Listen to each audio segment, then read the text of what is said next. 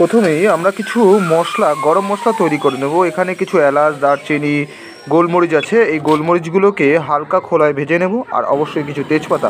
এই গরম মশলাটা সমস্ত রান্নাতে পারফেক্ট, নিরামিষ রেসিপিতে। তাই এটাকে হালকা খোলাতে প্রথম কাজটা হবে এটাকে ভেজে নেওয়া। যখন ভাজা হয়ে গেল, তার পরবর্তী স্টেপ হলো আলুগুলোকে ভালো করে ধুয়ে জল ঝরিয়ে রাখা হলো। এবার কিছু বাটা মশলা, প্রথমে আদা বাটা, কাঁচা লঙ্কা, শুকনো লঙ্কা, জিরে বাটা আর টমেটো পেস্ট, এগুলো প্রথমেই আলুগুলোকে ভেজে নেব। তার জন্য সর্ষের তেলকে ভালো করে গরম করাটা খুব গুরুত্বপূর্ণ। এবার প্রত্যেকটা আলুকে সুন্দর করে ভেজে নেওয়া হচ্ছে। ভাজাটা খুব কড়া কড়া করে ভাজা হবে, ভাজাটাই সিদ্ধ হয়ে যাবে অনেকটাই। এবার আমাদের ভাজা হয়ে গেছে, দেখুন কতটা কোয়ান্টিটিতে রয়েছে, অনেকটা 15 কেজি।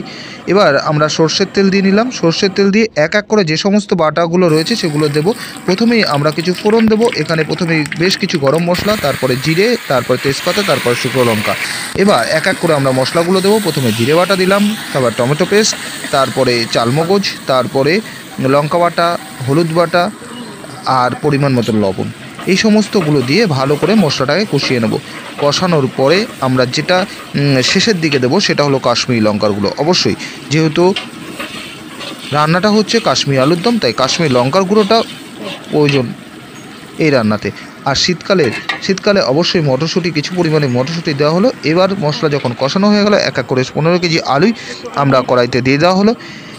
এবার পরিমাণ মতো জল দেওয়া হলো। জলটা একটু ধৈর্য ধরে এবং পরিমাণ মতো দিতে হবে, কারণ অলরেডি আমাদের আলুটা সিদ্ধ হয়েছে। দেখে নিন পরিমাণটা কতটা কোয়ান্টিটিতে রয়েছে।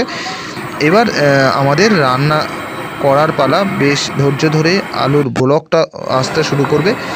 অলরেডি টকবক করে ফুটতে শুরু করেছে এবং আমার রান্না প্রায় রেডির পথে। এই পর্যায়ে আমরা যে সমস্ত গরম মশলাগুলোকে আগে গুঁড়ো করে সেগুলোকে গুঁড়ো করে রেখেছি দিয়ে দিলাম। পরিমাণ মতন ঘি দিলাম, আর দিলাম সেই শুকনো খোলায় ভাজা গরম মশলা। আমাদের তৈরি আমাদের কাশ্মীরি আলুর দম। দেখুন দেখতেই কতটা সুন্দর হয়েছে। যেহেতু আনকরা হাত, তাই আনকরা হাতে কত সুন্দর রান্না হয়েছে। একদম যে কোনো রাঁধুনিকে, বাবুর্চিকেও হার মানাবে। অসাধারণ দেখতে হয়েছে। উপর থেকে কিছুটা ঘি এবং গরম মশলা আবার ছড়িয়ে দিয়ে রান্নাটা ফিনিশ করা হলো। এবার আমাদের সার্ভ করার পালা। যেহেতু অনুষ্ঠানের, তাই আমরা প্রত্যেকেই প্যাকেজ হিসেবে দেব। তাই প্রত্যেকটা প্যাকেজিং করার জন্য দেখুন ফ্রায়েড রাইস, তার সঙ্গে আমাদের সেই কাশ্মীরি আলুর দম।